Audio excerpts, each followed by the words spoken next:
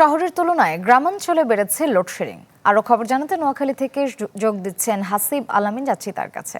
Hasib, load shedding এর কি পরিস্থিতি জানাবেন? ফার্ম ফ্রেশ পাস্তুরিত তরল দুধ,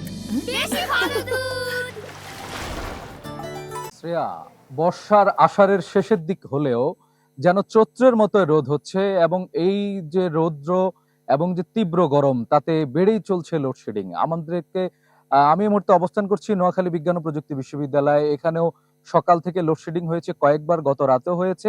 আমরা যেটা খবর নিয়েছি, জেলায় যে বিদ্যুৎ উন্নয়ন বোর্ড রয়েছে এবং পল্লী বিদ্যুৎ সমিতি রয়েছে, তারা বলছেন তাদের কাছে কোনো লোডশেড নেই। তবে গ্রাহকরা বলছেন ভিন্ন কথা। তারা লোডশেড পাচ্ছেন এবং এতে করে তারা তীব্র গরমের ভেতরে তারা তাপদাহ এবং তাদের ভেতর তারা কষ্ট পাচ্ছেন। বিশেষ করে যারা এসএসসি পরীক্ষার্থী রয়েছেন, পোল্ট্রি ফার্ম যাদের রয়েছে, সেখানকারও অনেক জায়গাতে ক্ষতিগ্রস্ত হচ্ছেন খামারিরা বলে আমরা এটা জেনেছি। জেলার ৮০% পল্লী বিদ্যুৎ সরবরাহ করে থাকে।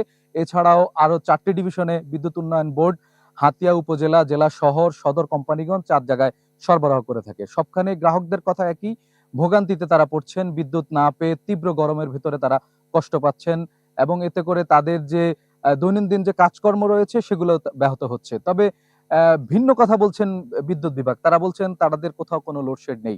এতে করে গ্রাহক এবং বিদ্যুৎ বিভাগ তারা মুখোমুখি অবস্থান করছেন। বাস্তবতাও কিন্তু সেটাই ভিন্ন। আসলে ভোগান্তির ভেতরে পড়ছেন গ্রাহকরা। তীব্র গরমের ভেতরে ঘরে থাকতে পারছেন না, হাঁসফাঁস করছেন। যারা হাসপাতালে রয়েছেন তারাও ভোগান্তির ভিতরে পড়ছেন। হাসপাতালেও শয্যা সংকট থাকার কারণে তীব্র গরমের ভিতরে মানুষজন কষ্ট করছেন। শ্রেয়া, নোয়াখালীর জনজীবন দুর্বিষহ হয়ে পড়েছে, নাকাল অবস্থা চলছে বিদ্যুৎ লোডশেডিং এর ফলে। ধন্যবাদ হাসিব।